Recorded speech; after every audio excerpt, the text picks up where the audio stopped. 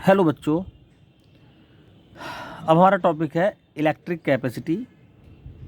Electrostatics unit का बहुत important basic topic है। तो एक्चुअली इलेक्ट्रिक कैपेसिटी है क्या? अगर हम इसके जो ये हेडिंग है इसका मीनिंग देखें तो इलेक्ट्रिक मीन्स इलेक्ट्रिक चार्ज और कैपेसिटी यानी किसी बॉडी की इलेक्ट्रिक चार्ज को स्टोर करने की एबिलिटी, ठीक है, उसे बोलेंगे हम इलेक्ट्रिक कैपेसिटी। तो इसको मैं दो तरीके से समझाने की कोशिश करूँगा। तो एक तो फर्स्ट मेथड है इसको समझने के लिए और दूसरा है मेरा सेकंड मेथड, ठीक है। ठीक, तो एक्चुअली अपने आप में इलेक्ट्रिक कैपेसिटी बॉडी की अपनी एक कैरेक्टरिस्टिक प्रॉपर्टी भी है। कोई बॉडी कुछ चार्ज को स्टोर करती है, कोई बॉडी कुछ चार्ज को स्टोर करती है अपने अंदर। तो पहली कंडीशन में मैं देखूंगा मेरे पास दो बॉडी हैं भाई, एक और दोनों ही सेम बॉडी हैं, ठीक है। और इलेक्ट्रिक कैपेसिटी पहले बात तो इसको सी से डिनोट करते हैं। तो दोनों बॉडीज़ को मैं चार्ज सप्लाई कर रहा हूँ। एक बॉडी कम चार्ज स्टोर कर रही है, एक बॉडी ज़्यादा चार्ज को स्टोर कर लेते हैं अपने अंदर। इसका मतलब किसकी कैपेसिटी ज़्यादा होगी भाई? जिसने चार्ज को ज़्यादा स्टोर कर लिया। तो यानी इलेक्ट्रिक कैपेसिटी का पैरामीटर क्या नापने का कि भाई जो चार्ज को ज़्यादा स्टोर कर ले उसकी कैपेसिटी ज़्यादा होगी। और तो इस कंडीशन में हम लिख सकते हैं जो बॉडी ज़्यादा चार्ज को अपने अंदर एब्जॉर्ब कर लेगी, स्टोर कर लेगी, उसकी कैपेसिटी ज़्यादा होगी। तो capacity directly proportional to Q, इस तरह से लिख सकते हैं, ठीक है। अब दूसरा पैरामीटर भी है इसका। दूसरा पैरामीटर है पोटेंशियल। जब किसी बॉडी को हम चार्ज सप्लाई करते हैं तो उसका पोटेंशियल भी बढ़ेगा, ठीक है। गॉस थ्योरम में हमने उस पोटेंशियल की वैल्यू फाइंड की थी। तो अब दो बॉडी हैं, उनका साइज सेम है, दोनों को हमने चार्ज दे दिया, सेम चार्ज। अब उस चार्ज की वजह से एक का पोटेंशियल अधिक है और दूसरे का पोटेंशियल कम रह जाता है। यानी पोटेंशियल का मतलब इलेक्ट्रिक पोटेंशियल एक बॉडी का ज़्यादा हो गया, एक बॉडी का कम हो गया। उसी तरह से जैसे हीट कैपेसिटी को पढ़ते हैं कि दो बॉडियाँ सेम और दोनों बॉडीज़ को हमने समान हीट दी और एक का टेम्परेचर ज़्यादा बढ़ गया, एक का टेम्परेचर कम। तो हीट कैपेसिटी किसकी ज़्यादा होगी? जिसका टेम्परेचर ज़्यादा हो गया, समझो उसकी कैपेसिटी तो है नहीं क्योंकि उसका तो टेम्परेचर ही ज़्यादा बढ़ रहा है।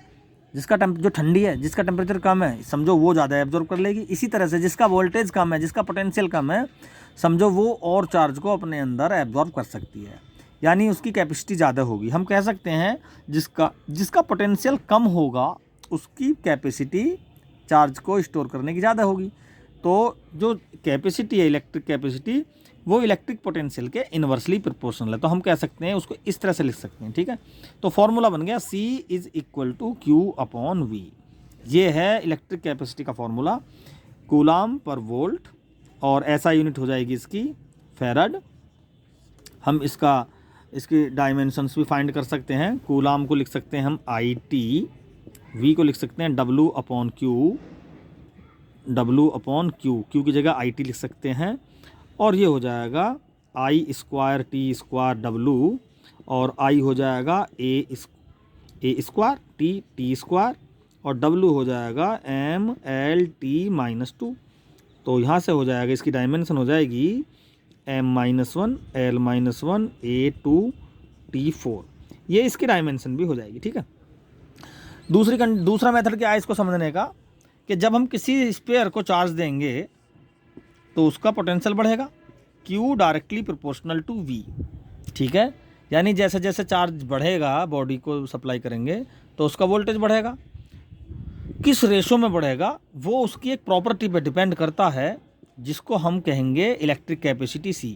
तो डायरेक्ट फार्मूला आ गया यहाँ से, और C बराबर ये भी Q/V सेम हो गया, ठीक है।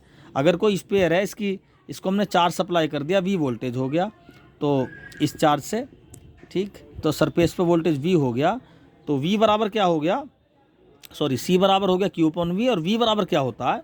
V बराबर होता है 1/4 pi epsilon not into Q upon उसका रेडियस A, और V की वैल्यू यहाँ पर रख दो।